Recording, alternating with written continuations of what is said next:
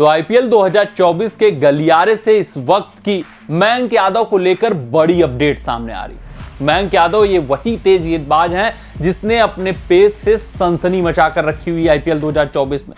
शुरुआती 2 मुकाबले में तो ऐसा लगा कि भैया भारतीय टीम को एक हीरा मिल चुका है, एक रत्न मिल चुका है और दावेदारी सिर्फ और सिर्फ 2 मुकाबलों से ठोक चुके थे वर्ल्ड कप के लिए। लेकिन जो चोट थी इनको परेशान करती हुई नजर आई। उसके बाद ये काफी मुकाबले नहीं खेले और पिछले मुकाबले में मुंबई इंडियंस के खिलाफ इनकी जब वापसी हुई तो 3 ओवर 1 गेंद फेंकने के बाद वही चोट फिर से एक बार उभर कर सामने आई, जिस कारण मयंक यादव को फील्ड छोड़कर वापस जाना पड़ा। तो ये सवाल अब उठने लगा है कि मयंक यादव क्या इसी तरीके से इंजरी प्रोन रहेंगे? क्या मयंक यादव का कैरियर लंबा चलेगा? क्या ये जो अनमोल रत्न हमें आईपीएल 2024 में मिला है उसका अच्छे से देखभाल हो पाएगा?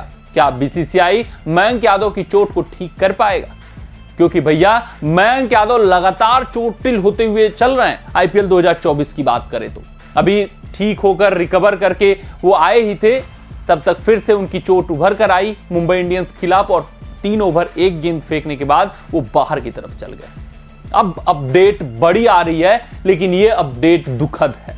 ये अपडेट ये है कि मयंक यादव आईपीएल 2024 से लगभग बाहर हो चुके हैं। अब वो मुकाबला नहीं खेलने वाले।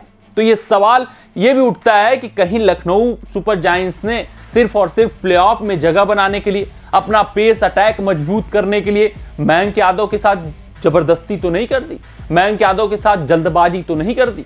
क्योंकि पूरी तरीके से अगर कोई गेंदबाज फिट हुआ होता तो सिर्फ और सिर्फ 3 ओवर 1 गेंद का स्पेल फेंक कर नहीं चला जाता, मुकाबला छोड़कर नहीं चला जाता बीच से। तो सवाल बड़ा है, लेकिन उससे भी ज्यादा कहीं बड़ा सवाल, उससे भी ज्यादा कहीं गंभीर सवाल खुद मयंक यादव के लिए है कि क्या मयंक यादव इसी तरीके से तेज गति के साथ अपने कैरियर को आगे बढ़ा पाएंगे?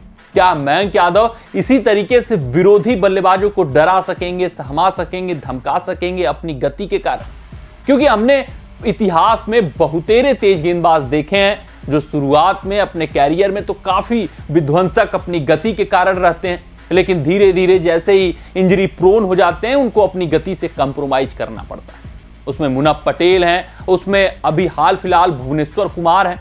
बहुतेरे ऐसे तेज गेंदबाज हैं जो अपनी गति के कारण शुरुआत में तो बहुत छाप छोड़ते हैं, लेकिन बाद में धीरे धीरे उनकी गति बहुत धीमी सी, बहुत साधारण सी हो जाती है और वो जो पैनापन उनके गेंदबाजी में शुरुआती छड़ों में रहता है वो नजर नहीं आता है।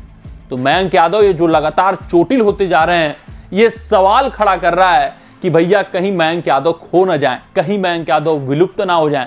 क्योंकि हमने मुनप पटेल को देखा है, हमने मुनप पटेल को जाना है, हमने मुनप पटेल को समझा है कि मुनप पटेल जब आए थे शुरुआती क्षणों में तो वो कम से कम 145, 148, कभी कभी 150 भी छू जाया करते थे, लेकिन फिर जब उनका इंजरी प्रोन हो गए, वो चोट उभर कर सामने आई तो उनको अपनी स्पीड में गिरावट करना पड़ा।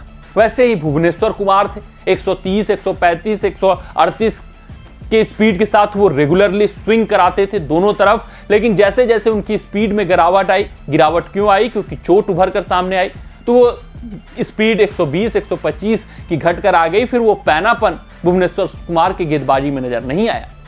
तो यही सवाल अब मयंक यादव के साथ उठकर खड़ा हो गया है कि क्या वही मयंक यादव नजर आएंगे या फिर मयंक यादव को चोट के कारण अपनी गति में कंप्रोमाइज करना पड़ेगा और फिर मयंक यादव विलुप्त हो जाएंगे। ये मयंक यादव हमें देखने को नहीं मिलने वाला। कमेंट सेक्शन में कमेंट जरूर दागिएगा कि मयंक यादव की वापसी भैया उसी गति से होगी, उसी पेस के साथ होगी, या फिर भैया मयंक यादव को अपनी पेस से कंप्रोमाइज करना पड़ जाएगा। मिलते हैं अगले रिपोर्ट में, तब तक आप अपना ध्यान दें, सुरक्षित रहें, स्वस्थ रहें, मस्त रहें। जय हिंद, जय भारत। अगर ये वीडियो आपको पसंद आया हो तो इसे लाइक और शेयर करें और क्रिकेट से जुड़ी अन्य जानकारियों के लिए हमारे चैनल को सब्सक्राइब करना ना भूलें।